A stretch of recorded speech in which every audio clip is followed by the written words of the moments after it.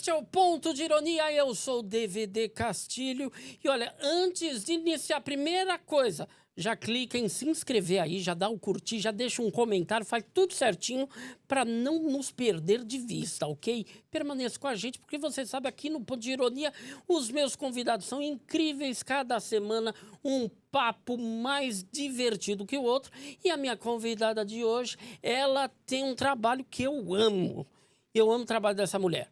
Tá? É jornalista e uma das principais referências em críticas de TV neste país. Estou hoje com ela, Cristina Padiglione. Aqui, ponto chegamos, Cristina. Alô, tudo bem? Tudo bom, Que Cristina? recepção, nem sei como retribuir, não tenho nem roupa para retribuir esse princípio todo. Tudo bem por aqui, tudo em paz. Tudo em um ordem. prazer estar aqui, muito obrigada pelo convite. O prazer é meu. Foi muito bem recomendado por nosso amigo em comum, Nilson Xavier. Que é muito bem recomendado no planeta, no mundo. Não é? Não, que pessoa incrível. Ele não é? é, Nossa, que... Eu fiquei tão feliz que ele agora começou a assistir As Três Graças e tá gostando. Eu também.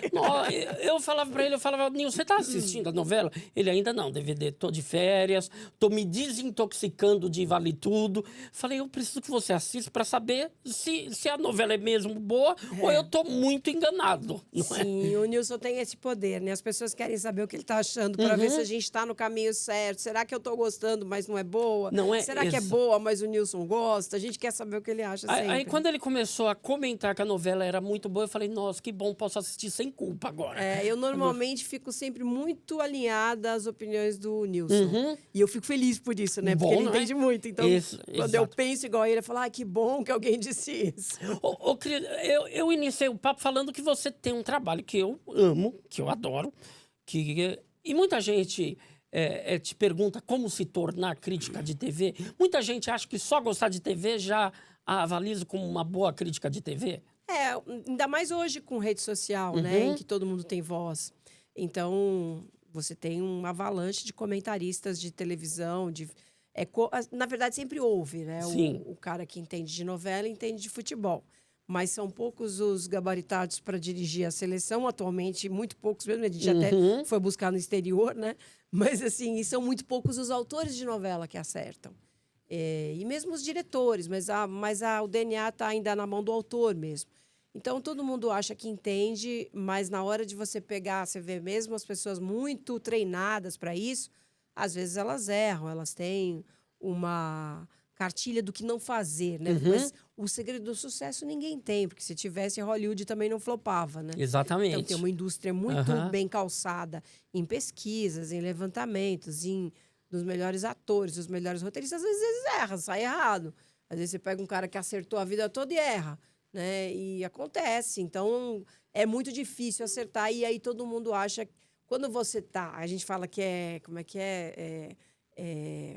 Engenheiro de obra pronta, né? Quando o prédio está pronto, você começar a dar pitaco, é muito fácil. Quero ver fazer, né? Exatamente. Então tem mesmo. Tem muita gente que acha que basta você entender. Mas eu digo sempre também que o crítico, eu acho que ele tem que ter o talento de olhar e perceber coisas que o público às vezes não percebe a olho nu, ou que não saca, não tem informação, como a gente pode ter em relação, por exemplo, o Nilson tem um repertório, né? Citando de novo o Nilson, ele tem um repertório que permite a ele fazer, por exemplo, paralelos e levantamentos que o público mais leigo não faz, não está sabendo. De alguma situação que é vendida como inédita, ele diz, não, isso já se passou em tal história, e foi feito de outro jeito, e deu certo ou não deu certo. E a gente sabe também, quando tem uma novela muito elaborada, a própria Vale Tudo, né, para citar um exemplo recente, de 89, 88, 89, e hoje ela tem um outro olhar sobre aquela história, como é que era o contexto naqueles dias e como é hoje, isso afeta muito a história, né? Então é isso, assim, acho que você tem que ter o talento de perceber o que não é visto a olho nu e tem que ter conhecimento sobre o produto. Poucas pessoas têm. Algumas pessoas se empenham para chegar para honrar isso, e outras pessoas vão simplesmente se divertir com aquilo e tudo bem, né? Vão falar de novela de uma forma para se divertir. Vai ser um crítico de TV do sofá e tudo bem, né? Não é desprezível. Eu acho que essa massa de opiniões também é muito importante que a gente ouça. Mas aquele negócio, né? A crítica, ela vai muito além do gostei e não gostei. Muito. Não é? Porque quem tá em casa, os críticos... eu vejo hoje muito... Aliás, a minha maneira preferida de assistir novela é assistir novela de olho no Twitter. É uma delícia. Não é? Eu acompanho porque ali eu tô assistindo a novela com um monte de gente. E a gente conversa com quem não conhece, pessoa chama atenção de algo, tem essas referências. Você vê pessoas que escrevem de maneira amadora no Twitter, mas que tem realmente as referências. Exato. E fala, poxa, olha aí, aqui tem uma crítica realmente de televisão. Não é simplesmente alguém que está no gosto ou não gosto. Você, como que se tornou crítica de TV? Teve algum programa de TV que você assistiu e falou, nossa, eu queria falar sobre isso? Não foi assim, foi muito casual, assim. Eu queria fazer jornalismo, isso nunca tive dúvida que era a profissão que eu queria.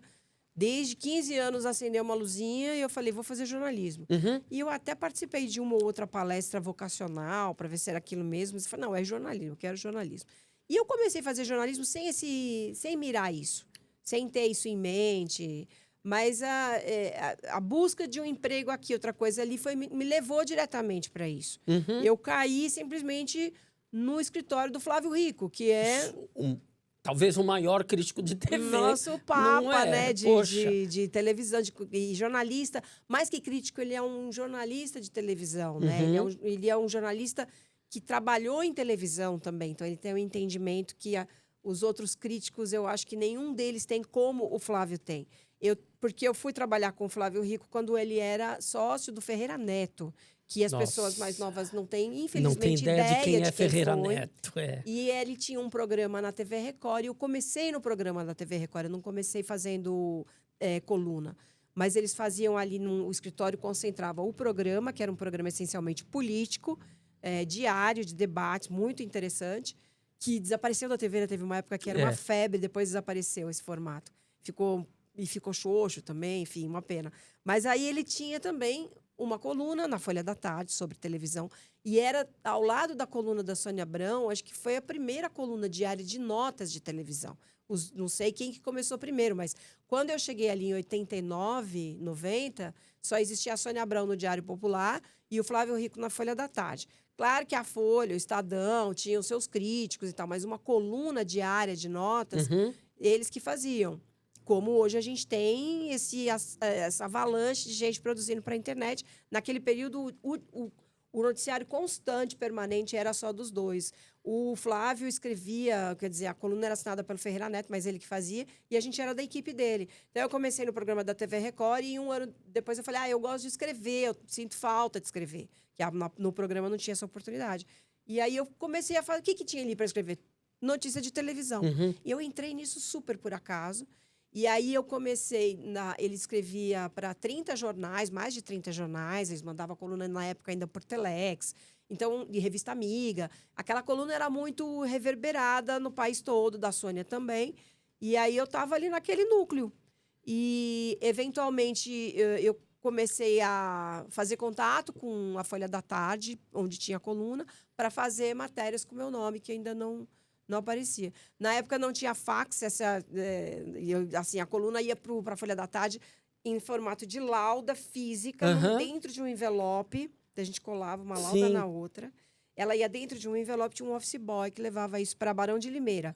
O escritório era na Faria Lima e a Folha da Tarde no Grupo Folha, Barão de Limeira. E aí, um dia o boy não foi, eu falei, deixa que eu levo a coluna. Aí eu fui dar uma de office girl, fui lá, me apresentei para a Idianês Parente, que trabalha comigo hoje. E era editora do caderno. E falei, eu queria fazer uns freelas e tal. E o jornal era coalhado de freelas naquela época. Não tinha um corpo fechado na redação.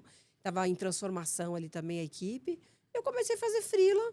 E eu fiquei com um pé no Ferreira Neto e um pé na Folha da Tarde. Até que eu fiquei só na Folha da Tarde. E dali eu segui nesse ramo, nesse segmento. Tomei gosto pela coisa. Evidentemente, eu fui uma espectadora também... A televisão tem um papel muito grande na minha vida, como na minha formação, né? Não fui fazer televisão assim do tipo, só tem isso, então vou fazer isso. Não, eu gostava de fazer aquilo. Eu via o Troféu Imprensa quando era criança e dava os meus palpites, como eu imagino que todo mundo dê no seu sofá. Era um programa que a gente assistia concordando, discordando, Exato, se xingando. revoltando. Eu não acredito que ganhou, não. Eu como? adorava aquilo. E a presença do Silvio na minha televisão em casa não era muito grande. E a minha mãe não tinha muita... Minha mãe não gostava muito do Silvio, da voz dele. Acho que ela Sua mãe não gostava do... Ela dizia que a voz dele deixava ela nervosa.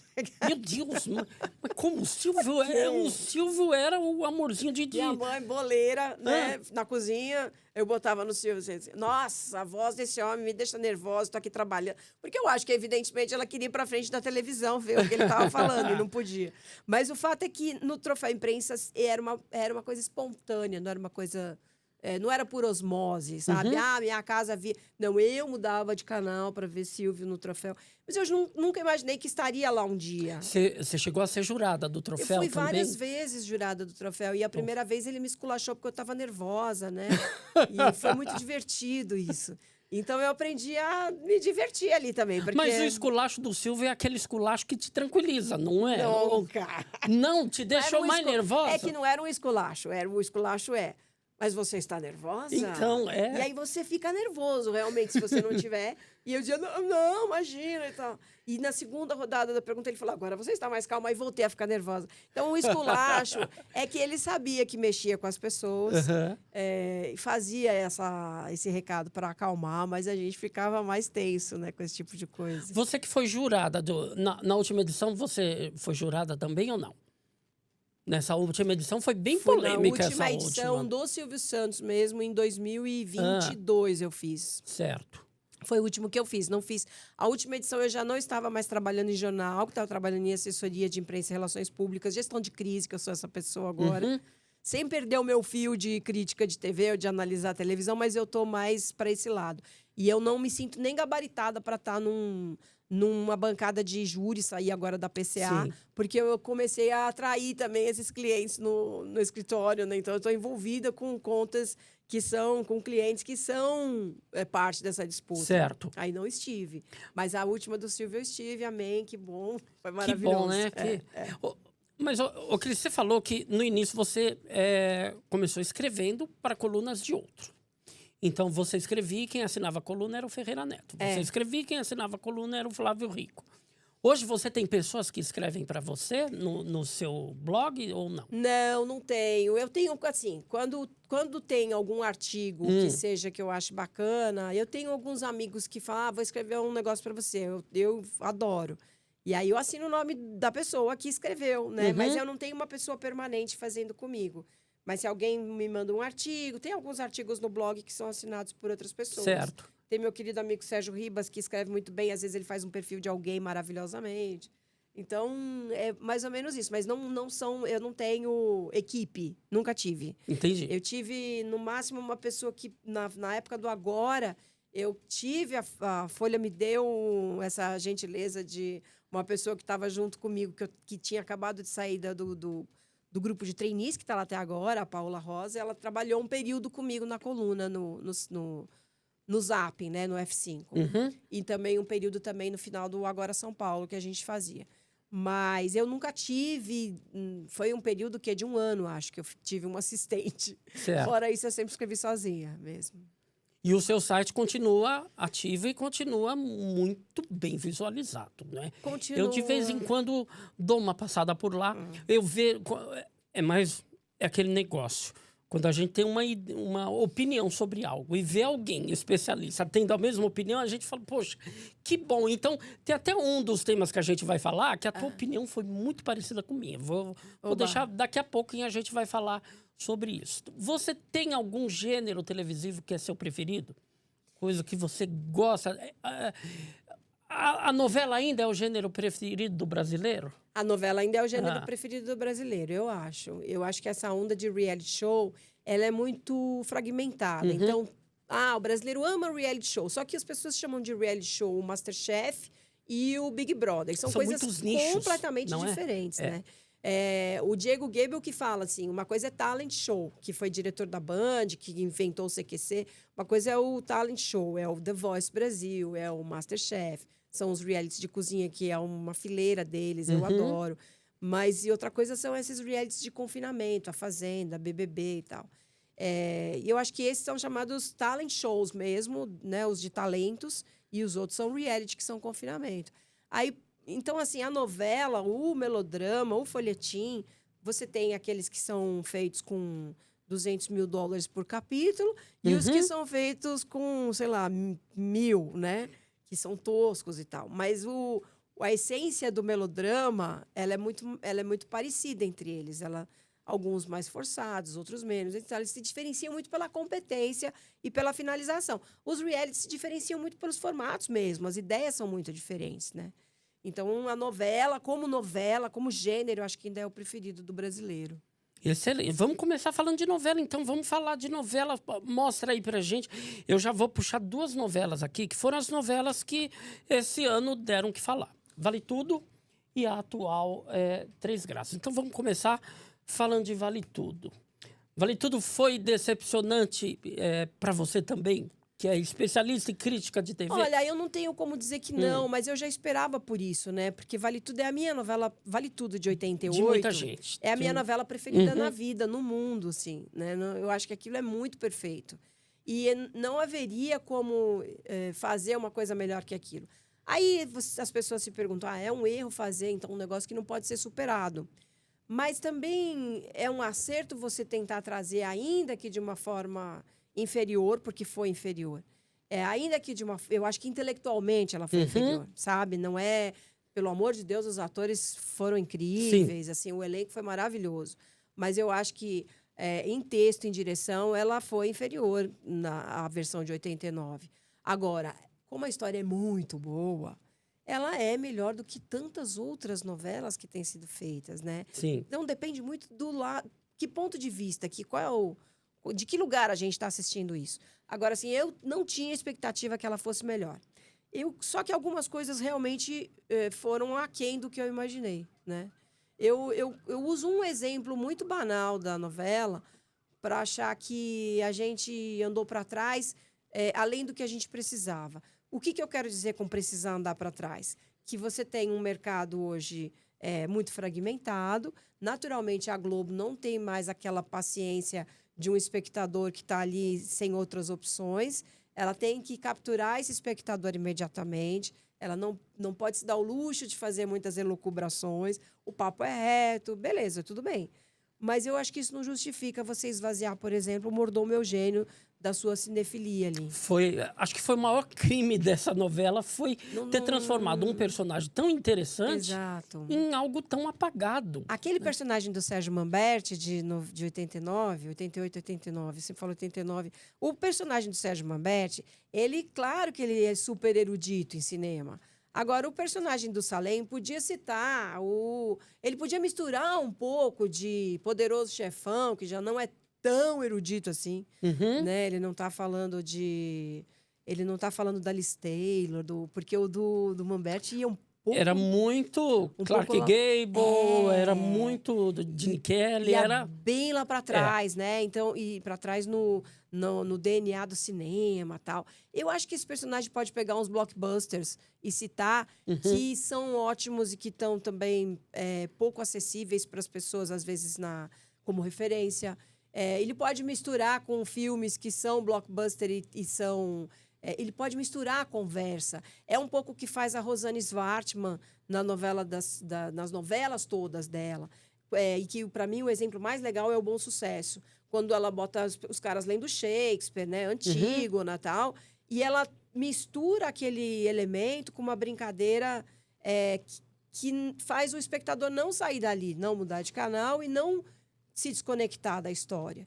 Então, eu acho que não precisava esvaziar desse jeito aquele cara. E era uma oportunidade de trazer elementos, títulos, repertório para as pessoas. Porque daqui a pouco a gente está aqui recuando no repertório para atender uma massa que... quer dizer, aquela novela de 89 talvez hoje fosse para um nicho, né? E a gente precisa falar com a massa na novela, muito bem. Mas a gente está esvaziando esse repertório da massa a um ponto que a gente, daqui a pouco, não sei do que a gente vai estar falando. Então, assim, a gente precisa aproveitar que as pessoas gostam a história é boa, os personagens são bons. E eu uso sempre esses exemplos da Rosane porque eu acho que ela tem essa maestria, sabe? De fazer uma dosagem de repertório, contemplar a massa. Ela vai tratar, por exemplo, dos evangélicos de uma forma muito respeitosa, mas ela é capaz de furar um pouco a bolha disso, tanto dos evangélicos como dos não evangélicos. Uhum. Isso é maravilhoso, isso é muita função da novela. E, nesse sentido, acho que Vale Tudo me decepcionou por isso. Muito mais pelo repertório do que por quem matou a Aldete, quem não matou. Mas eu, naturalmente, senti uma retração na qualidade de direção ali também. Sim, você falou da direção, falou da autora. Você acha que a escolha da autora foi errada? Não acho. Eu acho que a Manuela, por exemplo, A gente adorou Amor de Mãe. Uhum. Quer dizer, eu amei Amor de Mãe. Eu adoro Justiça. Eu gosto muito do trabalho da Manuela. Da mesma forma que o sucesso não é... A gente fala muito do autor, mas o sucesso é sempre tratado na televisão como uma obra coletiva. Uhum. E aí, o que pode ter desandado... A gente não pode chamar Primeiro, a gente não pode chamar Vale Tudo de um fracasso. Né? Fracasso não foi. Mas como a gente tem a referência de 89, a gente fica nesse apego, né? E a gente... É importante que a gente faça essa distinção, né, do contexto. Eu entendo que eles tenham que baixar um pouco a bola do repertório intelectual, eles tenham que ter um papo mais reto, mas eu ainda penso que a gente consegue um equilíbrio entre o que precisa ceder e o que pode ser oferecido a esse público. Que é dar ao público o que ele não sabe que ele quer, às vezes. Não é chamar o público de burro, nada disso, ele não é capaz de entender. Mas, às vezes, ele não sabe que tem a própria citação de um filme na boca ali do mordomo, pode ser alguma coisa que ele não sabia nem que existia. Sim. E se você não apresentar o que ele não sabe, o que ele quer, ele vai querer só o que ele acha que quer. E a gente vai ficar numa roda, numa espiral que vai descendo, né? É isso que eu lamento muito na novela, só isso. Eu fiquei, durante muito tempo, imaginando como seria essa novela, por exemplo, se o autor fosse o João Emanuel Carneiro. Que eu acho que, não sei se é uma impressão minha, mas eu acho que ele se aproxima mais do estilo do Gilberto Braga do que a Manuela. Eu tenho o receio de ter se queimado um pouco a Manuela, tá? A novela ela acabou se tornando, às vezes, em alguns momentos, muito mais falado do bastidor dela do que da própria novela. O início da novela e o fim se repercutia muito mais os bastidores, no início com a tal briga que teve da Bela Campos com o Cauã Raymond, aquilo tudo a gente lia os jornais, via na internet, se falava muito mais daquilo do que do enredo da novela em si. E talvez isso tenha ajudado também a alavancar a novela no começo. Porque todo mundo assistiu no começo da novela querendo saber como é que ia ser aquela química em cena que a gente sabia que não estava acontecendo nos bastidores. E no final, teve a questão também da Thaís Araújo com ela acovardou, apequenou o meu personagem. Você sentiu que houve isso? Senti. Mesmo? Senti. Eu também senti. Senti isso. Não dá para dizer que não houve. Isso, eu acho que a Manuela se encantou pela Débora Bloch, com toda razão, porque ela deu um show. Exatamente. Ela deu um show e ela... Cara, eu acho que o maior desafio dessa novela foi cumprido, que era isso. Assim. Teremos uma Odete que supera a Beatriz. Pelo menos no mesmo patamar. E ela ali. trouxe uma outra leitura e ela nos encantou da mesma forma. Então, isso foi perfeito. Eu achei que foi também um dos acertos da novela, essa Odete Mas Roitman. eu não poderia dizer que a Manuela não foi a escolha certa, porque quando foi anunciado, eu vibrei com isso. Falei, vai ser muito bom isso. Eu vibrei. Ela é da escola do Gilberto também. Não, eu não acho que ela seja... Eu acho que... Eu não sei se tem alguém da escola do Gilberto, né? Para começar. Né? Eu já acho que é difícil, assim, de ter alguém... Mesmo o Silvio de Abreu, que era fã do Gilberto, são coisas diferentes, talvez até pelo DNA Rio São Paulo, né? Eles se distinguem muito. Mas você vê, o Aguinaldo, que fez essa novela com o Gilberto, também é completamente diferente. Totalmente diferente. É até interessante você ver o Aguinaldo presente em algumas produções, algumas obras, que você fala, esse é um cara que sai da caixinha, né? Que ele sai da curva, ele faz coisas diferentes e tal. Eu acho que ele tem esse mérito. Mas eu vibrei com a presença da Manuela porque eu gostei das obras anteriores dela. Mesmo tendo me decepcionado um pouco também com a segunda parte de Amor de Mãe. Eu lamentei muito que a pandemia tenha atropelado essa novela. Porque teve tanta novela que podia ter sido atropelada e a gente não ia sentir. Não ia sentir falta. Se fosse abreviada, a gente ia dar graças a Deus. A última do Aguinaldo mesmo, que também o Sétimo Guardião, é isso? O Sétimo Era Guardião, uma novela caótica que, se fosse abreviada, a gente não ia sentir falta. Né? É verdade, é verdade. O Sétimo Guardião teve muitos problemas, né? A gente não teria sentido falta mesmo. E teve problemas de bastidores também. Eu acho que quando a novela é muito... faz muito sucesso... Quer dizer, você tem, por exemplo, a Pantanal 2, né? A 1, tudo bem, foi aquela maravilha. Mas falando das coisas recentes, Pantanal 2 foi esse sucesso estrondoso e não teve problemas de bastidores, muito pelo contrário. O bastidor da novela era um ativo, um componente a mais no sucesso dela. Então, as pessoas... agora, assim, você tinha a história das viagens, né? As pessoas conviveram quase que como um reality show. Foi todo mundo... Tinha temporadas longas de gravação no Pantanal. Isso tem uma coisa que transcende a tela, né? E as pessoas percebem o entrosamento daquela equipe, do elenco. O próprio entrosamento da equipe técnica passa para fora da tela, né? Tem um azeitamento ali que deu muito certo, né? Mas, em geral, as novelas com muito sucesso, eu acho que tendem a acender faíscas nos bastidores, né? Eu acho que a Manu se apaixonou muito pela Odete, da Débora, e o erro, para mim, além da questão da negritude, que a Thaís reivindicou e todos os movimentos negros também sentiram e estão completamente certos, porque há ali um retrocesso da personagem, mesmo que ela caia para depois subir de novo... Aquela queda, ela dá razão a Maria de Fátima, que não é possível fazer sucesso na vida pelo próprio esforço. A ascensão da Raquel é muito rápida, né? É muito rápida. E também é um pouco crível aquilo da forma como foi. Mas na versão original também, acho que a Raquel vende sanduíche na praia 2 semanas e depois já começa a acender. Agora, sim, a Raquel de agora aí já comprar um restaurante na Hípica e aquilo funcionar e dar certo... Isso já é uma coisa que... Eu acho que ela partiu um pouco para uma coisa meio turca, sabe? Meio Valcir Carrasco, que tem que dar um papo muito reto para as pessoas não se afastarem, que tem que dar uma mensagem muito rápida para todo mundo ficar ali.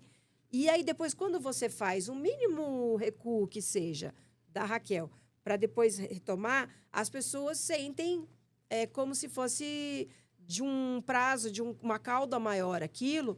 Porque foi tudo muito rápido. Então, aquela queda tem o mesmo tempo da ascensão dela. Sabe, assim, eu acho que causou um mal-estar isso mesmo. E pior que, né, falando para além dessa questão, ela diminui a força da heroína, o que diminui o conflito com a vilã. Então, não adianta a vilã ser muito incrível se a gente não tiver uma heroína mais forte. O enfraquecimento da heroína colocou a vilã talvez num posto, aí num espaço, de ser mais admirada do que a gente gostaria que fosse. Não o trabalho da Débora, mas a coisa... a perversidade dessa vilã passou a ser mais admirada, porque, né, as pessoas começam a achar, ai, que divertido. Exatamente. Ai, que maravilha essa mulher e tal. Isso deu um gás para as pessoas... E aí a gente vê meme toda hora. Para os malvadinhos ficarem felizes com esse... Como se o mal tivesse vencido e a gente estivesse comemorando. Eu entendo que algumas pessoas comemorem algumas coisas da vilã como uma coisa divertida. Como a gente ria da Dona Beatriz falando aqueles mesmos diálogos, quanto menos gente falando português. As pessoas riam pelo absurdo das A gente adorava a Nazaré. Não é? A Carminha. Eram vilãs que a gente gostava odiando. Mas os malvados sempre vão despertar mais a nossa emoção, a nossa paixão.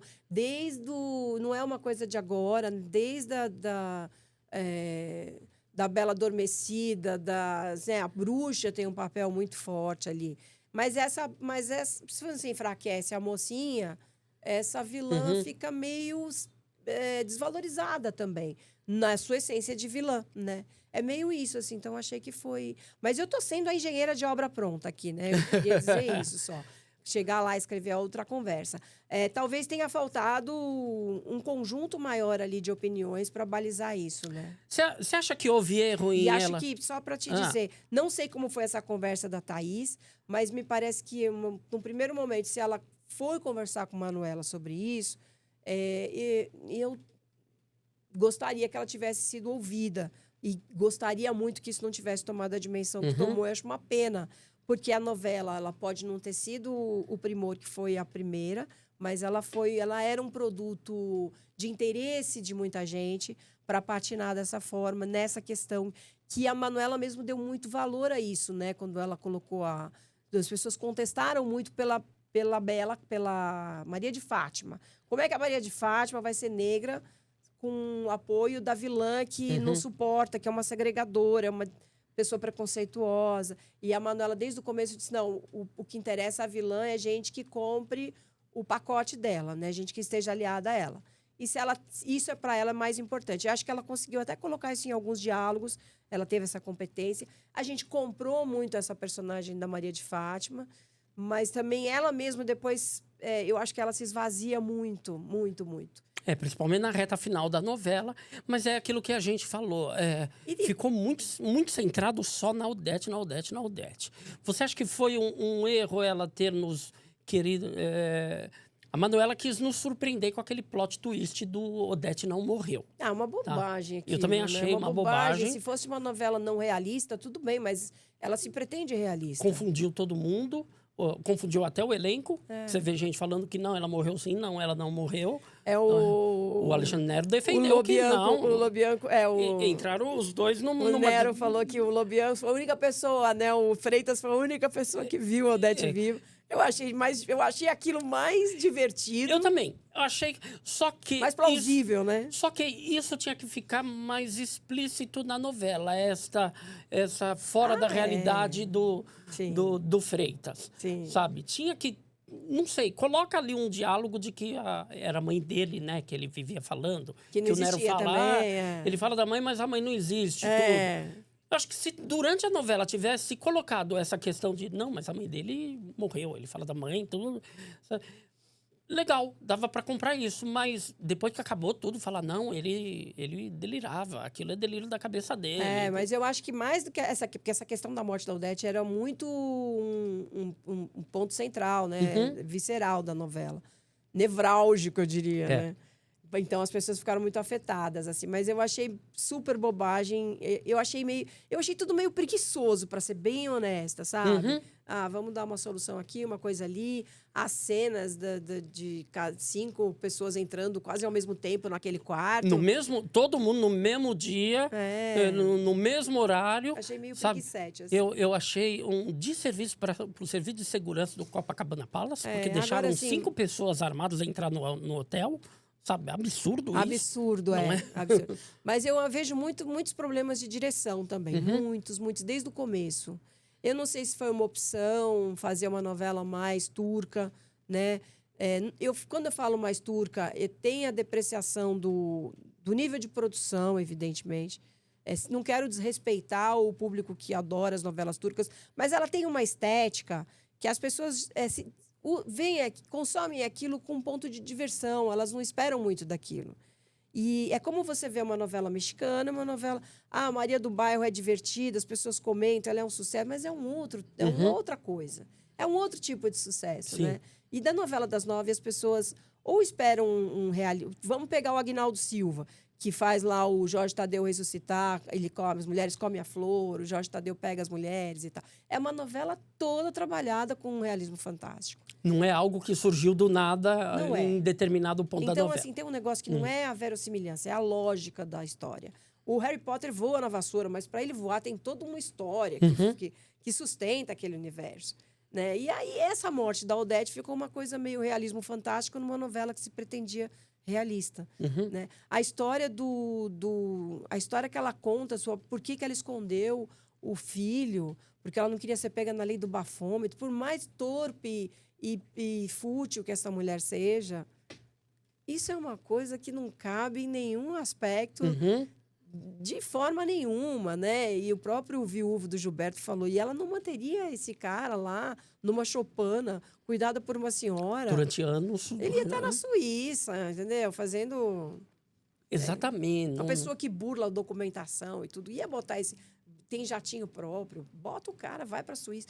Fica longe, entendeu? Deixa lá. Vamos falar de... Bom, tudo bem. A gente tentando reescrever a novela, né? E seja uma coisa meio grave. Mas o Manuel Carlos sempre disse que, quando a gente cobrava verossimilhança ou lógica, que a vida real tem episódios que a gente não... que muito mais improváveis e que a gente não discute. E que eles não podem fazer isso na ficção. E nisso ele tem razão. Mas nesse ponto da Odete, eu pensei nessa frase do Maneco e pensei, não, nesse ponto, não, nada justifica esse tipo de coisa, né? Agora, falando novela boa, com verossimilhança, temos Três Graças, que veio com tudo, não é? Eu acho que é uma novela que há muito tempo a gente não via. Primeiro, uma novela que está com sucesso de crítica, que há muito tempo a gente não viu uma novela quase que unânime em relação à crítica. Mas sabe o que eu acho? Ela tem já um contexto, a novela A Três Graças, que ela é menos pretensiosa que a anterior. Então, as pessoas compram mais, até algumas coisas que são mais tosquinhas e tal. Mas ela tem uma direção super correta. Ela Sim. impressionou as pessoas já no primeiro capítulo com aquela plano sequência de fuga na favela. Tem plano sequência, tem close, tem... close, então, assim, tira de um close, bota no outro. E não, o Luiz isso é Henrique incrível. Rios não é nenhum Spielberg, mas ele faz o feijão com arroz de uma forma muito redondinha, muito correta. E eu acho que isso já as pessoas já...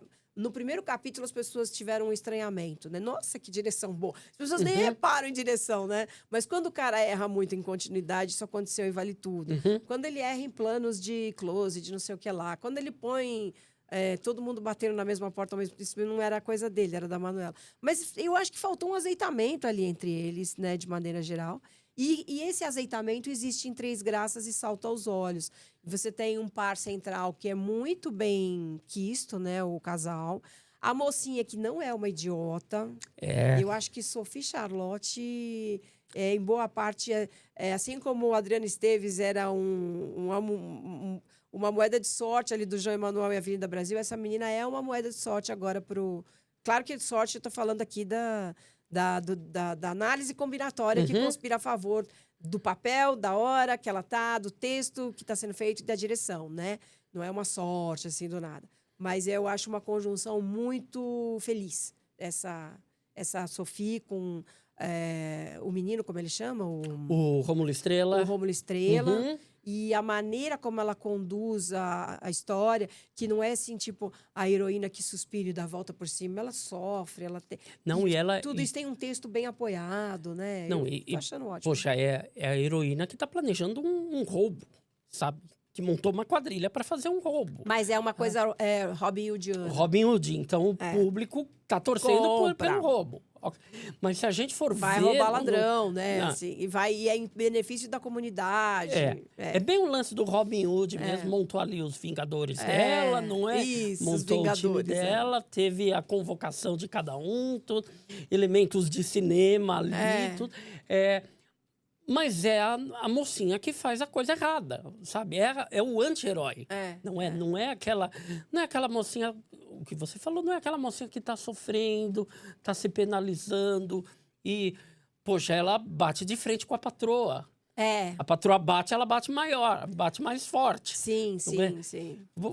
Isso O texto é muito bom, né? Muito. Os diálogos são ótimos, muito bons mesmo. Sabe, e as quebras de expectativa são muito boas também, sabe?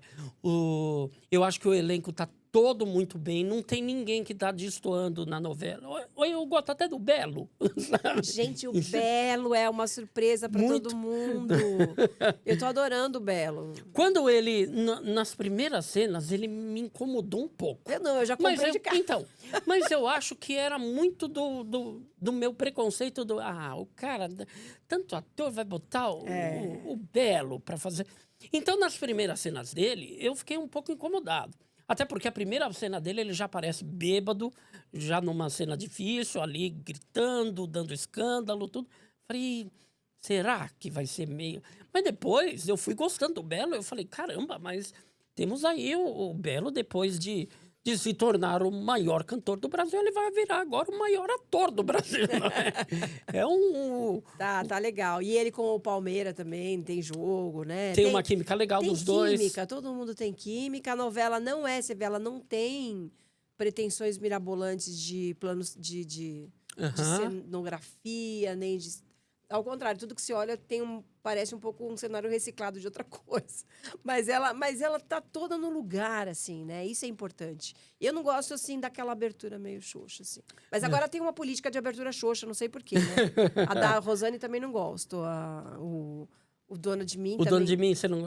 Nossa, eu odeio aquela abertura. Você não tem noção. Não, Que assim, é todo mundo dançando, tudo, né? É uma coisa quadradinha, o elenco todo, né? Uhum.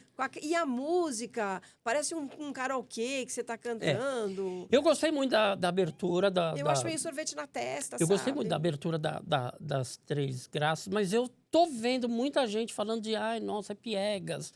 Não é pela pieguice, mas é pela... tem uma... Você pode fazer um simples que seja bonito, que seja bem feito, que seja...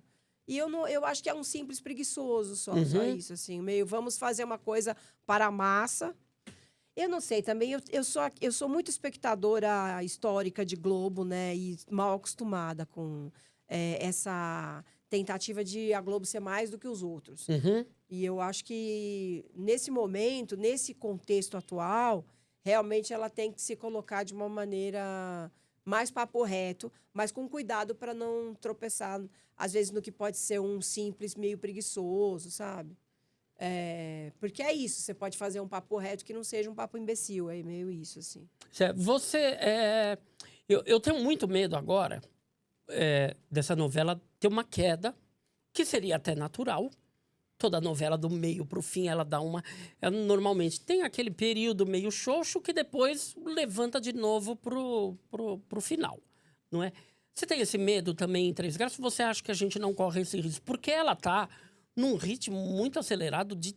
Todo capítulo acaba com coisa para acontecer e que acaba aquele capítulo você querendo ver o próximo capítulo, não é? Você acha que essa queda pode acontecer ainda ou não? Sempre pode, né? Sempre, né? Sempre. É um risco. Ninguém tá livre. Enquanto tá no ar, o autor tá lá segurando aquilo com as mãos de um piloto que não tem automático, né? Se entrar no automático, ela entra na barriga. E eu acho que o Aguinaldo voltou com muita vontade de acertar também. Porque tem isso, né? Ele saiu com uma novela que não foi bem, ela enfrentou lá uns... Eu acho que... Disseram na ocasião do Sétimo Guardião que ela tinha outros rumos, mas ele acabou evitando rumos por causa daquela história da acusação de plágio, né, do Silvio Cersoi, que também endossado pelos outros alunos, de um curso onde a ideia da novela central tinha surgido num curso, e aí essas pessoas acharam que elas tinham que ter participação naquilo, e aí eu acho que ele tentou fugir um pouco disso. E aí perdeu um pouco o rumo. Não sei se foi só isso. Agora, você vê...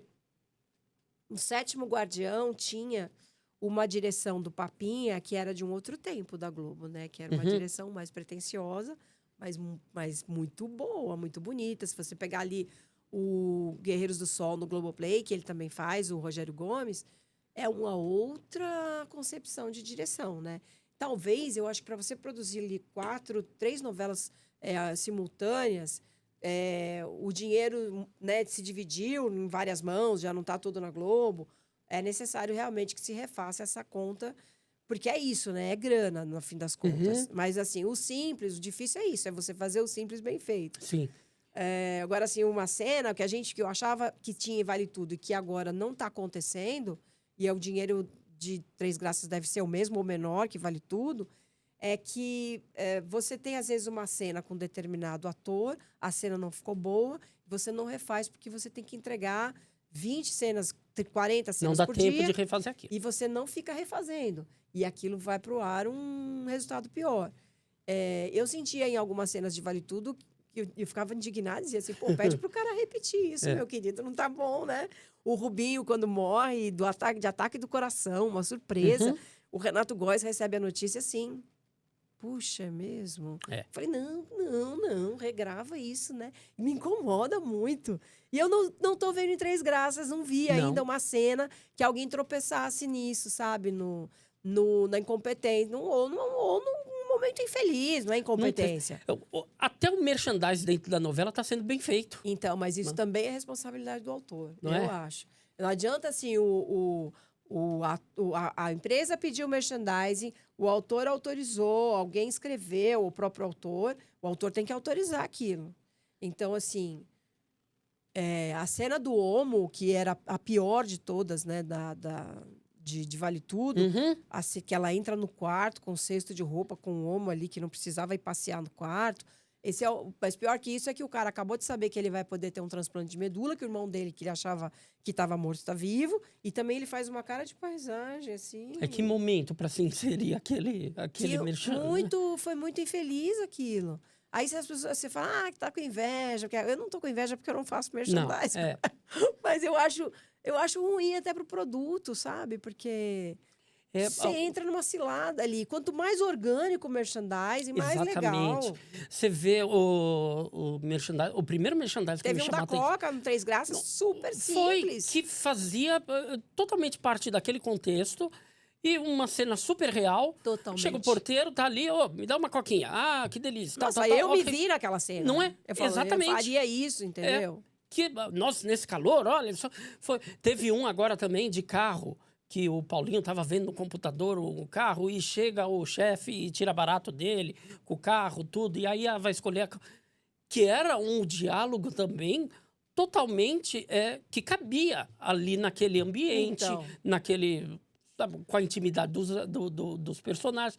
Então, eu percebo isso também, eu falo, nossa, até o merchandising não está sendo aquele merchandising constrangedor, porque aconteceu vários em Vale Tudo, que era aquele merchandising... Vários. Constrangedor. Até no Pantanal, que a gente riu, também. Que a Juma tinha sabonete não sei de quem, da Boticário, da Natura, sei lá. Até ali que a gente riu, aquilo era menos pior. Né? Mas você vê, no Pantanal teve... Eu lembro que foi uma vitória isso, o merchandising da Vivo. Que entrou... O Zé Leôncio era aquele cara que ainda usava rádio. Que é muito possível, aí é mais fácil você fazer essas coisas também no universo rural, né? Porque eu faço muito esse paralelo do Pantanal, porque o Bruno Luperi respeitou integralmente a novela do avô, e eu vi a planilha dele do texto original, e o que ele refez era toda riscada de vermelho, com anotações. Então, assim, ele mudou muita coisa que a gente não percebeu, porque ele não mexeu na essência dos personagens, da novela. Ampliou o número de atores negros também, né? Porque era uma branquitude total, aquele Pantanal de 90. E que não cabia no ambiente, no local. Exato. Né? Então, ele refez ali vários pontos, e cenas, e troca, não sei o quê, e respeitou a obra original. Mas aí tem isso. No universo rural de Pantanal, a gente tem com todo o avanço do agrobusiness, você tem um avanço comportamental menor do que... no Rio de Janeiro de Vale Tudo, né? Então, tratar a internet como novidade, como algo que vai revolucionar, totalmente... Eu dei toda essa volta para falar da internet, porque a Vivo entrou ali para uma banda larga e foi um merchandising muito bem pago e muito bem sucedido. Né? E dá para fazer. Mas eu lembrei disso também, que quando a gente defende o Pantanal, eu falei, né, em relação a refazer uma novela com o mesmo respeito da anterior, realmente a Manuela tinha um desafio maior, que era... encontrar um mundo Rio de Janeiro e um comportamento totalmente diferente muito diferente daquele, né? Mas uma amiga minha, logo, a gente vai e volta para Vale Tudo, perceber que uma novela realmente desperta a nossa emoção. Mas uma amiga minha, só para dizer isso, a Aline do Roar falou no começo da novela, ela falou, essa Raquel não cabe mais no dia de hoje, porque aquela Raquel de 89 era a gente, cheia de esperança, o Brasil voltando para presidente, o fim do governo militar, a abertura da censura. Essa Raquel não pode estar com o mesmo texto da de 89. Isso já era um desafio, né? Mas, enfim, só para puxar mais uma historinha. Três Graças, eu tenho muito medo dessa queda, que seria natural. Eu fico me preparando... Uma barriguinha, né? Fico me preparando para... Não, vai chegar uma hora que vai ser chato. Mas eu fico sendo surpreendido a todo momento. Porque uma das coisas que eu acho muito interessante, muito bacana, é a entrada de novos personagens, sabe? E que já entram com força. Quer dizer, entrou agora o Juliano Casarré há pouco tempo e entrou com tudo na novela. É. E como ele tá bem nesse personagem, nessa Fantástico, novela. é. Sabe, a cena dele de conflito ali com a Charlotte foi um show. O enredo Sabe? deles são personagens bem construídos, Uhum. né? E os enredos deles são muito bons, É. né? E agora tá entrando de maneira gradual o Rogério, também Eduardo Moscovitz, que chega na novela e vai mudar tudo. Então, ao mesmo tempo que eu espero que seja natural uma queda, eu tô vendo que eu acho que não vai acontecer. E que vai me surpreender de maneira positiva isso. E olha, que bom. Né? Muito legal isso Que mesmo. bom que o Aguinaldo tá... O nosso Aguinaldo tá de Nosso volta. Aguinaldo. Mas assim, o Aguinaldo sempre acertou, né? Eu fiquei... Foram poucos erros. Aquela saída depois do Sétimo Guardião foi uma das coisas mais deselegantes que eu já vi de comunicado da Globo na ocasião. Que ele saiu porque ele não tinha nenhum projeto novo. Eu falei, como assim? O cara acertou em 10, 15 novelas, aí errou uma. E daí que ele não tem projeto, tanta gente que não tem projeto, né, que tá lá. Então foi um comunicado bem deselegante na época. Isso foi o quê? 2018? Acho que foi, Foi no pré-pandemia, não foi? Foi a novela antes da pandemia. Foi muito chato aquilo mesmo. E eu fiquei com essa agonia porque o Gilberto... dizem que o Gilberto morreu com a mágoa de... Ele queria ter feito... Ele queria ter entregado uma coisa melhor como último e não Babilônia, né? Eu acho que Babilônia era menos pior na sua versão original do que depois de ela ter sido toda retalhada. Toda retalhada. Porque ali a reforma em Babilônia, ela nem trouxe um público novo e ela afastou quem tinha gostado da essência dele, que era o começo da história, né? Então, sei lá, porque acho que em Dono do Mundo, que ele passou por isso também... Eles fizeram um falso Felipe Barreto para atrair o público, mas ele consegue no final dizer, não, esse cara... Enganei vocês, enganamos vocês. Ele continua sendo quem ele é. E na Babilônia ele não consegue voltar mais para o que ele propôs no começo. Foi uma novela ruim mesmo, né? Com personagens que não eram ruins, eu acho que tinha coisas ótimas ali.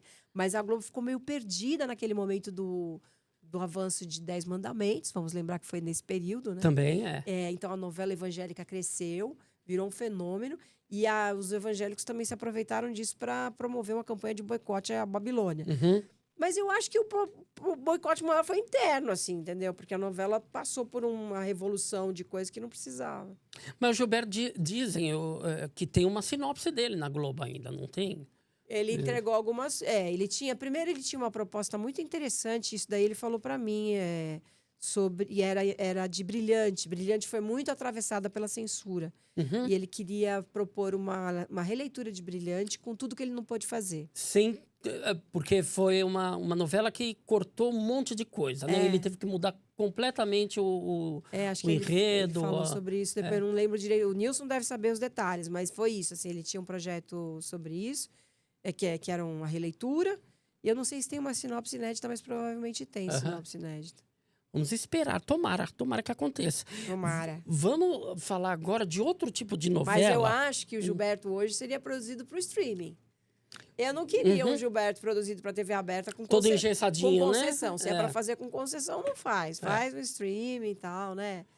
Vamos falar de outro tipo de novela. Oba! Que é um gênero que eu amo. E é um gênero... novo, digamos assim, para a televisão, que é a série documental. Documentário sempre foi aquele negócio, o filme, o documentário, tudo. Mas série documental, eu assisto uma atrás da outra.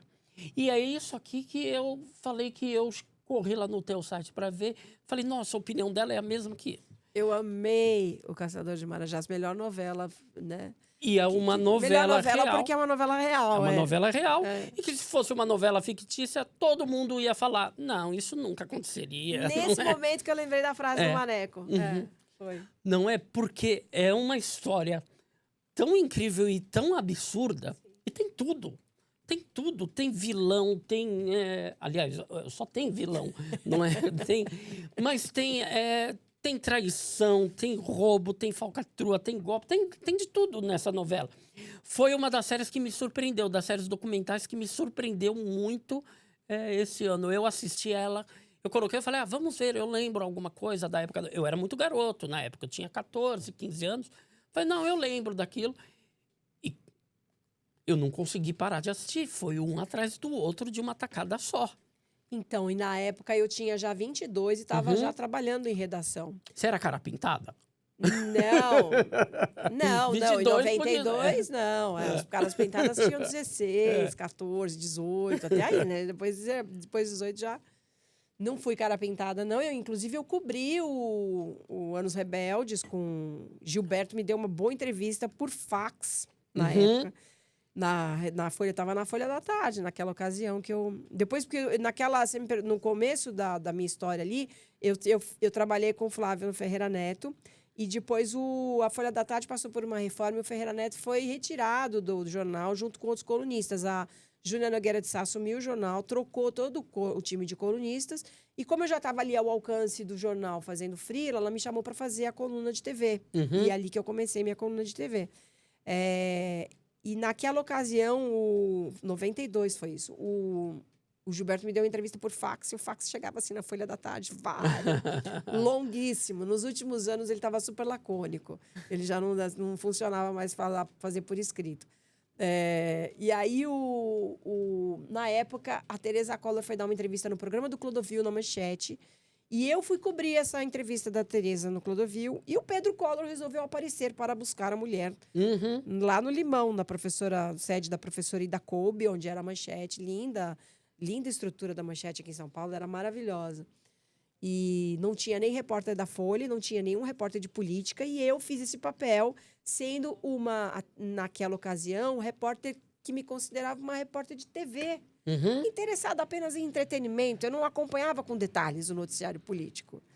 E aquilo foi um divisor de águas na minha vida, porque eu percebi que eu precisava... Televisão tem tudo, né? Sim. Televisão, você vai avaliar o jornal, o jogo de futebol. E aí, isso foi um divisor de águas na minha história, porque eu achava que eu era uma repórter, um colunista de entretenimento, que via novela, que via auditório, que, claro, acompanhava algumas coisas mais de forma do que de conteúdo em telejornais, mas ali eu percebi que eu precisava me aprofundar muito mais na leitura do dia a dia, para estar pronta para uma ocasião como aquela, porque eu não sabia detalhes, assim, sabe?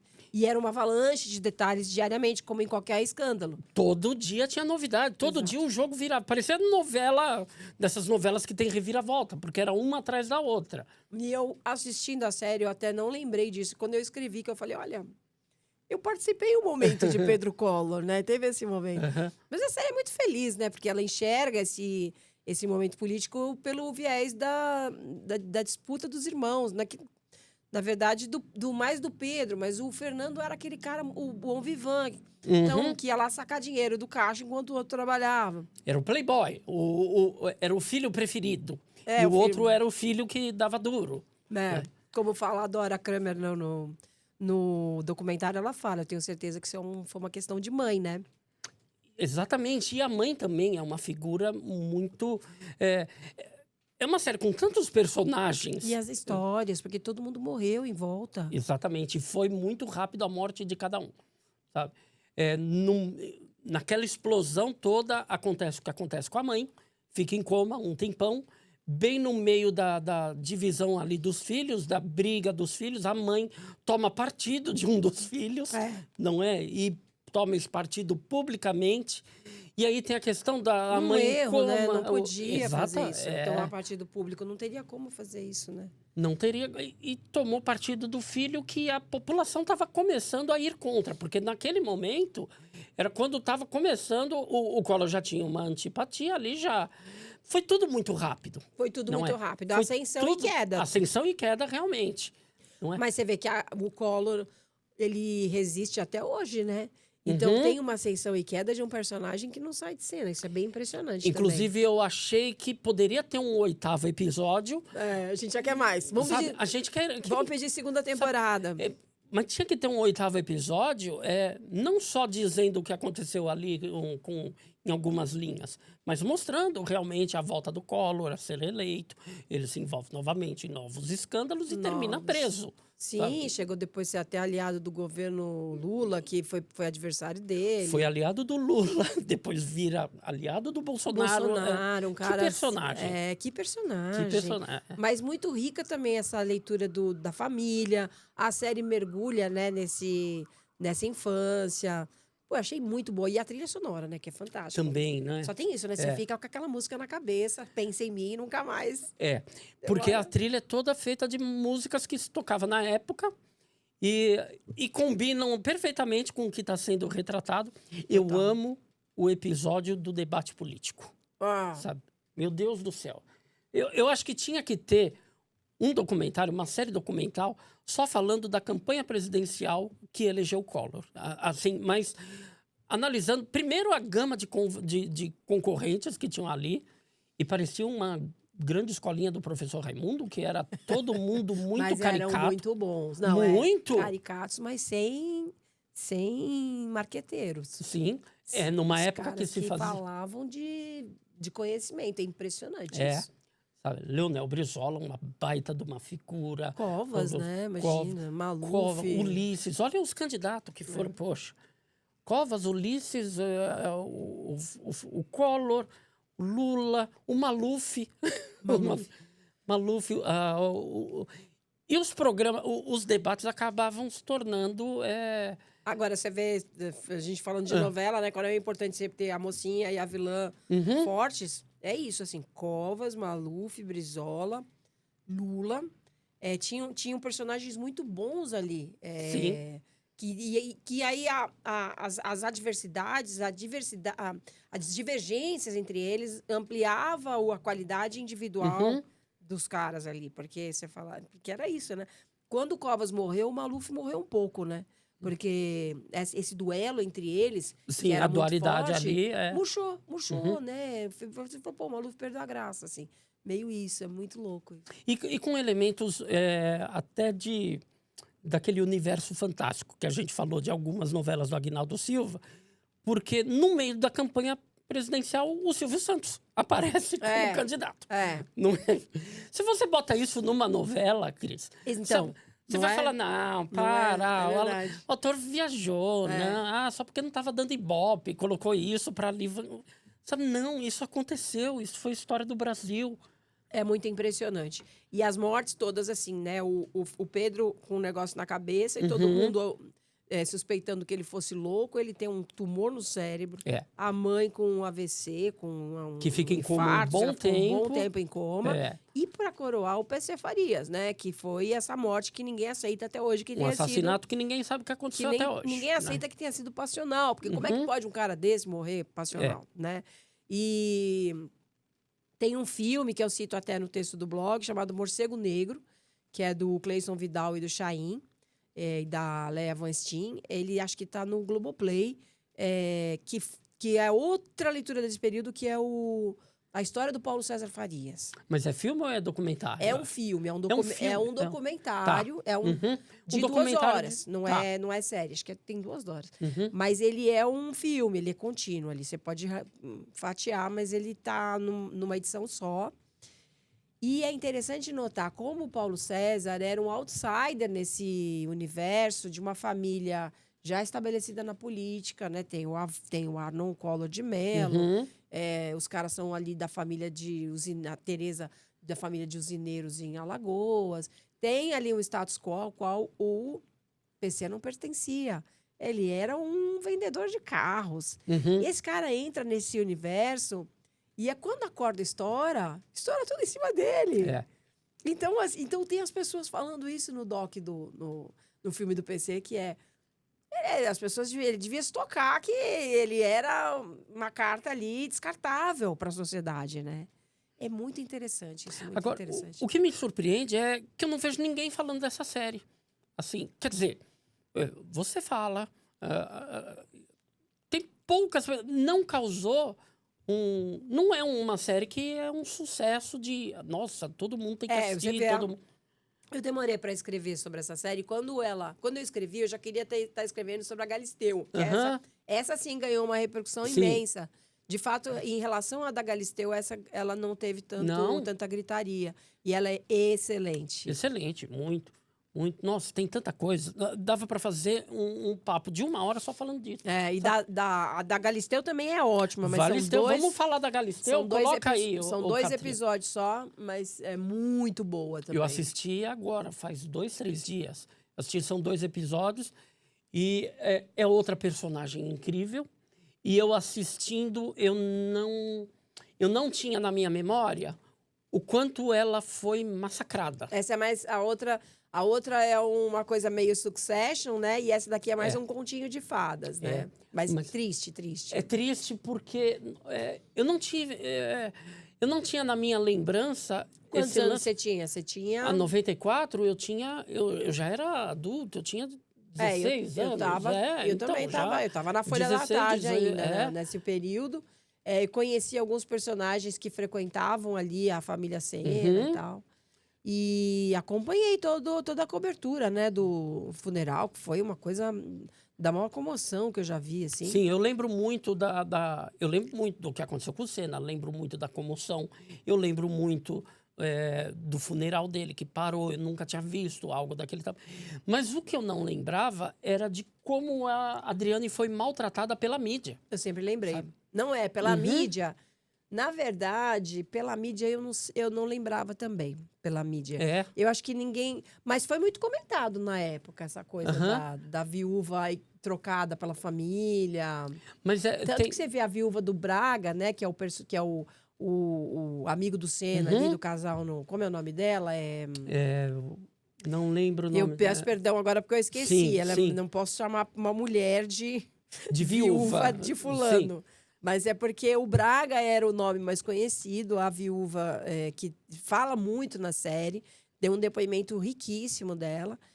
Acho que é Luísa? Eu não sei. Eu acho que é Luísa. Enfim, ela fala muito sobre... Ela conta em detalhes, né? Como ela estava indo com a Adriane para Imola, como ela recebeu um telefonema do marido, e ele falou, não vem com ela para cá, que a família não é aquela aqui. Isso é muito forte.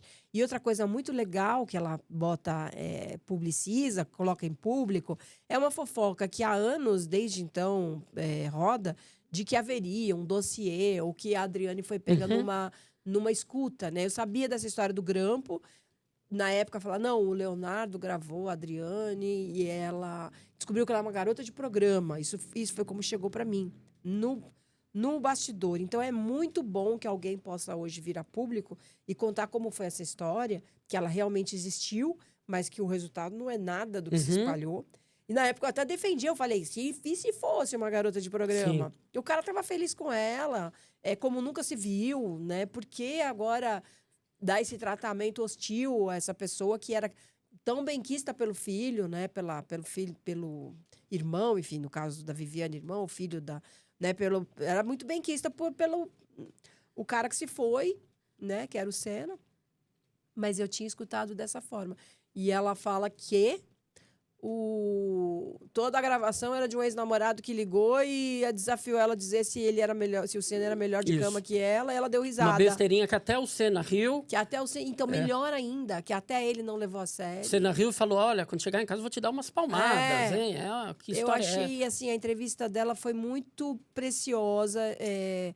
A gente não está falando de uma mera fofoca, né? A gente está falando de uma menina que foi massacrada mesmo, ela foi. Né? Tem trechos pequenos trechos de entrevista que mostra, sabe? O Jô Soares tratando ela de maneira muito ríspida. Eu fiquei muito chocada. Eu também. Até porque depois ela se tornou uma das grandes amigas do Jô Soares. Sim, era vizinha, inclusive. Era vizinha. Mas a própria Marília Gabriela. Marília Gabriela. Eu falei, como a gente era... O Clodovil com a grosseria habitual dele. Como a gente era grosseiro nos anos 90, então... né? Eu tropecei em coisas assim também. De coisas que eu me lembro que eu fiz, que eu falei, nossa, eu perguntei tal coisa pro menino e tal, não podia ter feito isso. Mas ali, eles com câmera, né? E isso ficar registrado, é dolorido demais você lembrar aquilo. A gente tinha um tom muito irresponsável, né? Eu digo que a gente tinha um tom irresponsável nos anos 90, porque a gente tinha saído do período de censura e tava todo mundo meio que testando limites, né? Pra saber até... Agora eu posso falar. Antes não podia nada, agora pode tudo. Isso em tudo, né? No jornalismo, no entretenimento, aqueles momentos constrangedores do ótimo, sensacional TV pirata. Mas tem coisas ali que você olha e fala... Pô, Meu né? Deus! Sabe, tinha umas piadas meio xenofóbicas, né? Com o destino. Então, você olha e fala, como a gente era louco, né? E todo mundo fala isso, bem-vindo aos anos 90, que tinha tudo isso e tal. Os anos 80 e 90. Final de 80 e 90, né? E aí, em 2000, a gente começa a se enquadrar. Agora, a gente tá muito enquadrado. Tá muito quadradinho de novo. Precisa dar uma quebrada, tudo. Mas eu acho que nós estamos domesticados agora. Eu acho que tem, assim, tudo que você precisa conquistar. Você faz todas as causas e as militâncias necessárias, né? A questão de cotas, a questão de vocabulário com questões de gênero, todo esse cuidado e isso afeta muito o universo do humor também, né? Porque as pessoas, agora nada pode. Eu falo, pode, mas a gente tem que saber até onde a gente vai. A gente não vai ficar... você não vai rir você vai rir do poder, você não vai rir do cara que é Exatamente. vítima. Você ri de quem está batendo, não de quem está apanhando. Isso é uma premissa fundamental. Agora, tudo tem um exagero para você conquistar e a partir do momento que você consegue começar a chegar num quadro mais civilizatório e tal, você consegue se encaixar melhor, né? Não fica exagerado. Eu acho isso, assim. Cris, tinha tanta coisa pra gente falar, mas a gente tá partindo pro fim do meu que programa. Eu falo muito. Imagina, o Nilson falou pra mim, DVD, você vai ver que 1 hora, 1h30 é pouco pra falar com a Cris. Sabe? É pouco. Mas isso é ótimo, por quê? Porque a gente já vai agendar pra você voltar, que você vai ter que voltar. Tem tanta coisa aqui que eu não falei, você vai ter que voltar, Cris, pra gente falar de outras coisas. Quero saber. Mas antes de finalizar, nós vamos ainda para um quadro chamado Fala Rapidinho, que é o seguinte, vou te fazer algumas perguntas, é meio que um ping-pong, ok, é um pouco diferente. Vou te fazer algumas perguntas e você responde de imediato, tá? Meu Deus. Coisas, falando em Marília Gabriela, o pinga-fogo. Isso mesmo. Mas é coisa simples, tá? Com quem você mais fala no WhatsApp?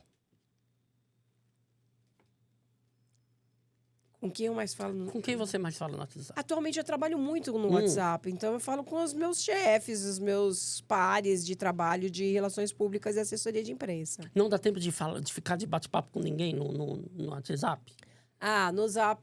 tem os amigos, tem as minhas amigas do Estadão, de TV do Estadão. Caderno de TV do Estadão, que a gente sempre ri muito de algumas coisas. Ótimo. E os meus amigos também de Folha, eu tenho 2 grupos. Um do Estadão, um da Folha. Um resquício da Folha e um do Estadão, Quem foi seu primeiro crush famoso? Pepeu Gomes. Pepeu Gomes? Nossa, esse foi muito de imediato. E muito diferente, né? Olha só, Pepeu Gomes foi. Pepeu Gomes. Você tem alguma mania? Algo que, de repente, até incomoda quem tá por perto e fala, de novo você tá fazendo isso? Todo mundo tem uma mania meio doida. Uma mania? Mania. Mas teria que ser uma coisa física, né? Não, pode ser... Eu tenho mania de fazer listas, por exemplo. De vez em quando, na minha cabeça, eu falo, nossa, deixa eu ver aqui 10 humoristas que ninguém mais lembra. Eu adoro listas, Mas eu não tenho mania de fazer lista, não. Eu não tenho manias, assim... uma mania. Eu não sei. Você trabalha muito tempo com o meio artístico. Deu para fazer alguma amizade no meio artístico? Se deu, quem é seu melhor amigo no meio artístico? Não deu para fazer muita amizade no meio artístico. E eu tenho um pouco de pudor de falar sou amiga de fulano, sabe? Certo. Mas, assim, eu tenho alguns amigos da minha herança de cobertura de televisão, não só artistas, né? Eu tenho... eu não sei se são amigos. São amigos, são pessoas da minha confiança, né? E que acho que confiam em mim também. Tem muito. Mas, sei lá, sou amiga da Dada Coelho hoje. Ela é ótima. Que eu amo. Sou amiga do Marcelo Médici, que eu amo demais. Também amo o Médici. E... Aí, quer ver? Se eu vou falar um, não vou falar outro. Sou amiga do Chico Pinheiro, sou amiga do César Tralli, mas o Tralli é meu colega. Viu? Tralli é meu colega de faculdade. Na verdade, a gente já tem uma relação de confiança. Você tem uma turminha boa. Você fez alguma crítica alguma vez que incomodou e que a pessoa veio te cobrar? Ou que você sabe que ficou chateada com você? Já fiz. E agora, sei lá se eu vou conseguir lembrar. Mas já fiz. E você já se arrependeu de ter escrito algo? Já. É? Já. Mas não tem algo que te persegue, assim, você não tem um fantasma. Não. Me arrependi. Algumas coisas que eu acho que eu fui injusta, outras coisas que eu acho que eu fui muito positiva, que eu deixei de observar umas coisas necessárias. Mas não, nunca saí muito do tom, assim. Nunca houve um negócio do tipo de dizer assim, nossa, me enganei redondamente sobre tal coisa. Isso não. Se você pudesse trazer de volta à vida 2 pessoas para um bate-papo, para um último bate-papo. Uma mesa de bate-papo com 2 pessoas que já partiram. Quem você traria? Mas você está me perguntando de bate-papo em função profissional? Não, seria isso? teve gente aqui Eu ia dizer meu primo, Ótimo. que foi muito cedo embora, que era meu irmão, meu primo, Zé Eduardo. O Nirlando Beirão, que para mim é um espelho de jornalista, de exemplo, de referência, de escritor, jornalismo, tudo. Uma pessoa adorável. E, assim, do meio que eu pudesse bater papo, sei lá. Eu queria que o Gilberto Braga voltasse para a gente discutir tudo. Sei lá, tanta gente que... Não, já deu mais que uma mesa aí. Já tem bastante gente sentada nessa mesa. Você tem animalzinho de estimação? Ia te falar que a entrevista que eu não fiz, Golias, né? Que eu fiquei de fazer a entrevista e ele morreu logo depois. É mesmo? Você tinha entrevista marcada com ele? Não marcada. Eu tentei marcar, eles marcou, me ligou, pediu para fazer de outra hora e daí não fizemos. Não deu tempo. Não fizemos. Então, sei lá, tem umas pessoas... A Hebe Camargo, para mim, é a pessoa que mais eu sinto falta de falar na vida. Que bom. É a Hebe Camargo, assim. A pessoa que eu mais senti quando partiu foi a Hebe, assim. Desse métier, sabe? Que eu senti como se fosse minha amiga, assim. A Hebe era uma das poucas unanimidades que... Você não vê ninguém falando mal da Hebe. Fala, sim. Tem muita gente tem gente que fala? Tem. Gente que fala. Gente que tá apegada àquela ideia que ela era malufista. Mas... Já tinha isso. As pessoas não lembram, porque não tinha rede social. Mas já tinha uma turma dizendo, e a Hebe e tal. Não fala mal da Hebe, entendeu? Eu fui setorista do programa da Hebe, assim, naquele começo, na Folha da Tarde. Eu ia toda semana no programa da Hebe. E eu acompanhei a Hebe até o fim, assim. Eu fui ver a Hebe na Rede TV pouco antes dela sair do ar mesmo, né? Então, eu tenho um carinho enorme por ela mesmo. Que bom. E que bacana que você teve essa convivência, viu? Eu também acho isso uma felicidade. Motivo de orgulho. Nossa, aí eu falaria disso para todo mundo. Mesmo se não me perguntasse, eu falaria, não, olha... Talvez você não me perguntou, mas eu... eu fiz isso né? agora. Você tem animalzinho de estimação? Não tenho animal de estimação. Eu tive um cachorro que morreu quando eu tinha... O cachorro dos 12 aos 22, eu tive um dálmata. Como que chamava? Que eu amei tanto que depois eu nunca mais quis ter cachorro. Mas é uma bobagem. Mas cada vez que eu penso em ter cachorro, eu lembro como eu sofri quando ele foi embora. Era Thor. E depois os meus filhos queriam alguma coisa... um bicho de estimação, eu concordei em trazer um hamster.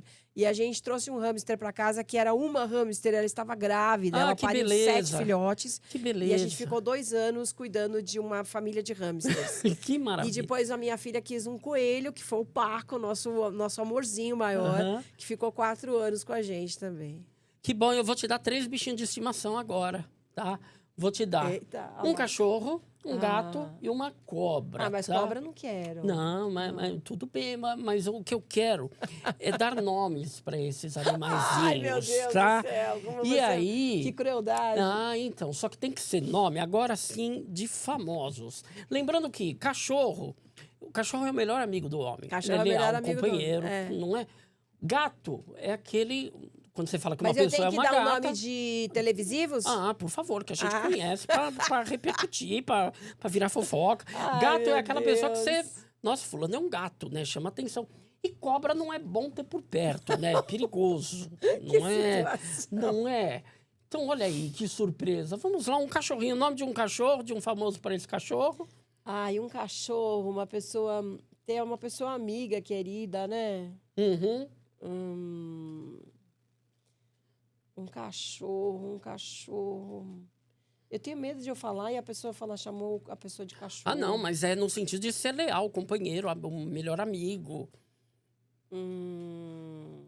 Se me chama de cachorro, nesse sentido eu vou gostar, eu vou achar bom. Então, não sei, o que eu vou chamar um cachorro? Eu tô com medo de falar cachorro. Depois você faz um corte aqui, chama a pessoa de cachorro. Lógico, vou falar, Cris, eu chamo... Tony Ramos é um cachorro. Tony Ramos é um cachorro. Boa, Tony boa. Ramos não é um Tony cachorro? Tony Ramos é um cachorro. Obrigada pela dica. Olha aí, que bom, porque Eu amo Tony Ramos. é outro Quem que é não ama? unanimidade, Esse não é. é? Esse é, não é? Esse não tem, eu não ouço ninguém que diga alguma isso dele. É, eu que já andei por bastidores, ouvi histórias incríveis E do ele Tony é Ramos. exatamente o que a gente compra dele, assim. Ele Não não tem uma história que desabone a fama de bom rapaz do seu Tony, que eu amo de paixão. Gentil, educado, Gentil, companheiro, educado não e é? competente demais, muito talentoso. Não é? É um cachorro. Tony Ramos é um cachorro. Tony Ramos é um cachorro Até- porque a gente ama cachorro. É, exatamente. Até... E porque é peludinho também, não é? O gato também é, né? Mas Gato também é fácil de botar. Chamar alguém de gato é fácil. Mas o gato, ele é um pouquinho mais desconfiado, né? Mais arisco. É, mas a gente tá falando no sentido de ser um gato. De ser um gato? É. De ser um gato, né? Eu acho que ser um gato... Eu não vou falar... Porque eu sou essa pessoa... parece uma bobagem falar isso, mas eu não consigo... Eu falo, fulano é bonito na foto, né? Porque a pessoa em si não te comove, não te seduz, ou porque ela não é charmosa, ou porque ela não é inteligente. Então, a beleza, para mim, ser um gato é um pouco mais que... Vai um pouco mais além. Então, eu não posso dizer Cauã Raymond, por exemplo, né? Eu acho o Cauã bonito, mas eu não é uma pessoa que... Ele não é uma pessoa que me seduz. Ele seduz como personagem, Sim, né? Mas ele tá. figura num... E aí, eu não sei. Quem que a gente podia colocar aqui, né? Eu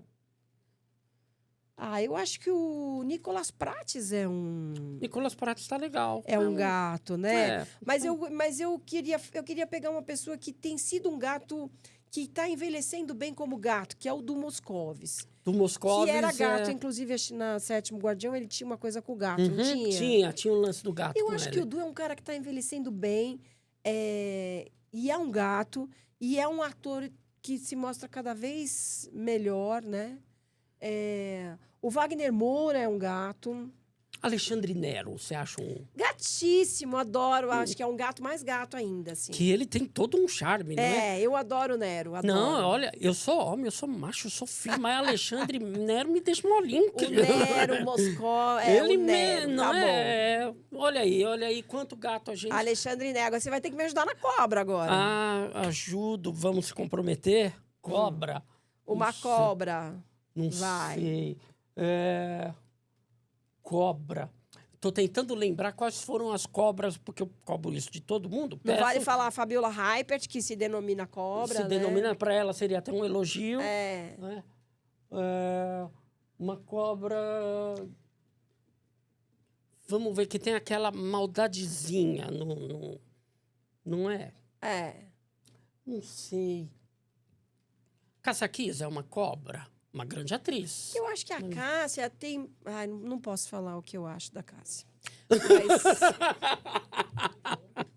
Não, eu não acho que a Cássia seja uma cobra. Eu acho que ela fez escolhas erradas, assim. Equivocada. Bem equivocadas. Muito equivocadas. E eu lamento muito por isso. Você sabe porque ela é muito boa atriz. Eu sou fã dela como atriz. Sim. E... Você sabe que tem uma que vai nessa mesma... linha de raciocínio, de pensamento assim, que é uma que eu não consigo desgostar. Que é a Regina. A Regina Duarte, eu canso de falar. Tá na eu ia falar a Regina. Está na hora de perdoar Regina Duarte. A Regina não é uma... Eu acho que a Regina não é uma cobra. E a Regina é muito... Diferentemente da Cássia, a Regina é muito coerente com toda a história dela, né? Ela nunca foi uma pessoa da esquerda. Mas até aí tá cheio de gente que não foi da esquerda. E ser da esquerda também não... Também não quer dizer nada. Não coloca a pessoa... Não. Não é isso, né? Mas é só para dizer que ela é coerente e ela tava na polarização, ela tá do outro lado, diferente dos colegas dela. Mas eu não acho que ela é coerente, né? Ela fez as escolhas que ela sempre quis. A Cássia era uma surpresa pra gente. Tem um vídeo agora excelente da Regina, discursando na homenagem que fizeram pra Globo. Meu Deus, eu vi a cara da Irene Ravache. As reações de Irene Ravache e Vera Fischer, é maravilhoso. Irene nem aplaude, nem a dar cena. Ela não aplaude. E a Vera Fischer também, ela está olhando com... E você está lendo o pensamento das duas. Não é? Você consegue ler o pensamento das duas. Mas a Regina, ela mora no meu coraçãozinho, Cris. O que seria uma cobra? Porque seria uma... Tem cobras, né? Não vou dizer que não tem. Mas... Tem gente cruel e dos dois extremos aí. Tem. Tem gente cruel, mas não sei. Olha lá, ele vai me dar sugestões. É que eu não quero lhe comprometer por algo que eu ache, assim. Mas já senti, assim... Ok, eu acho que... Então, deixa a cobra em aberto. Tá, achei que você ia me dar uma sugestão. Não, Jojo Todinho. Dizem que é uma cobra. Dizem que é uma Mas eu não conheço. Eu também não. Não conheço. Dizem que sim, Mas dizem que é uma pessoa que não dá para se confiar. Dizem que é uma cobra. E ela tem histórico de mudança de comportamento, eu defendia algo, agora eu crucifico esse algo. Sabe? Então. O Valcir também, falam muito do Valcir Carrasco, né? O Valcir é mesmo? Falam muito também. Amo o Valcir Carrasco. Eu não sabia dessa feira. Ele tá velhinho, né? Eu vi uma Mas foto o que o dele. Valcir. Não, você já ouviu sim, olha. Tem a história da como chama a menina ruiva, Marina Rui Barbosa. Ah, verdade. E tem. Mas a gente tem que contextualizar a cobra, né? A Marina entrou nessa novela que gerou a discórdia entre eles, se comprometendo a raspar a cabeça e depois não quis raspar. E o Valcir castigou a menina usando a roupa de fantasma até o fim da novela, né? O Valcir é vingativo. Não sei se as cobras são vingativas, né? Mas que não é uma questão só de veneno aí, né? Quem mais, hein? Veneno. Mas eu gostei do Valcir. Valcir é um pouco isso, Mas eu acho que é mais vingativo do que cobra, assim. Não é uma pessoa traíra, né? Porque a cobra tem essa coisa de esperar para te dar o bote, pra te surpreender, para te ferrar e tal. Não é isso, né? Eu não sei se eu tô tentando até achar gente que já morreu, sabe? Para não me comprometer. Mas repente, eu não tô conseguindo lembrar. Clodovil, eu ouço histórias cobra. muito pesadas do Clodovil. E era uma cobra sem pudores, né? Então, que tinha... eu acho que personificava realmente esse lance. E não se incomodava. Se ele tivesse hoje aqui, ele ia dizer, sou mesmo, querida. Né? Então, eu acho que achamos a nossa cobra. Outro dia eu vi a Marília Gabriela falando do Clodovil. Ela consegue compor um quadro do Clodovil mais psicológico do que de qualquer ressentimento, porque eles brigaram, né, no TV Mulher. Eles não... Chegou um momento que eles não se falavam. Mas ela fala dele de uma maneira quase... ela traça um perfil patológico, assim, um pouco de uma pessoa de mudança de comportamento, mas era uma cobra. E ele tinha até o porte elegante de uma serpente. Tinha. Assim, tinha também. Tinha. Acho que fechamos bem. Sim. Não é? Cris, que alegria bater esse papo contigo. Alegria minha, sabe? Muito obrigada. Espero que você se torne freguesa deste programa, sabe? Porque ficou muita coisa pra gente falar. Agora já sei o caminho. Já sabe o caminho, não é? Já sabe como vir, já sabe como é, não é? E espero realmente que a gente volte a se encontrar. Você que assistiu esse papo até o fim, tá aí na tela. Como é que você encontra a Cris? O site dela. Acompanhe ela, que realmente vale a pena. É legal, porque se for que nem eu, então você vai ver várias coisas que você... Nossa, tô no caminho certo. Olha, ela pensa que nem eu. Que bom, não é? Então tá os contatos da Cris na tela. Tá aí também todos os meus contatos, a maneira como você faz para seguir esse programa. Não deixe de seguir. O papo não foi bom? Foi interessante? Então siga, se inscreva, recomende aos seus amigos. E não posso terminar esse papo sem falar o quê? Gostou da minha camisa? Belíssima camisa, não é? Gostou da... Adorei. Eu ia te perguntar. É mesmo? Sim. Porque as minhas camisas realmente, ela tem feito sucesso aqui com... Muito legal. E fez um sucesso tão legal que a camisaria virou minha parceira. Olha só que beleza. Então você quer uma camisa como a minha e conhecer todas as estampas aí. Camisaria Learte. Tá aí na sua tela agora como é que você encontra a Camisaria Learte. Faça seu pedido, pode ser pelo WhatsApp também. E o bom lá da Camisaria Learte é que toda hora eles estão renovando o catálogo deles. Então eu fico que nem louco no site deles buscando novidade. Ótimo. E toda hora eu encontro novidade. Então que bom. Seja bem-vindo aqui, Learte, e que a nossa parceria seja aí muito produtiva e dure por muito tempo. Muito obrigado, Cris, mais uma vez. Eu que Foi um prazer. Adorei. tá? Que bom que você gostou, eu também adorei. E na próxima semana tem mais Ponto de Ironia. Valeu!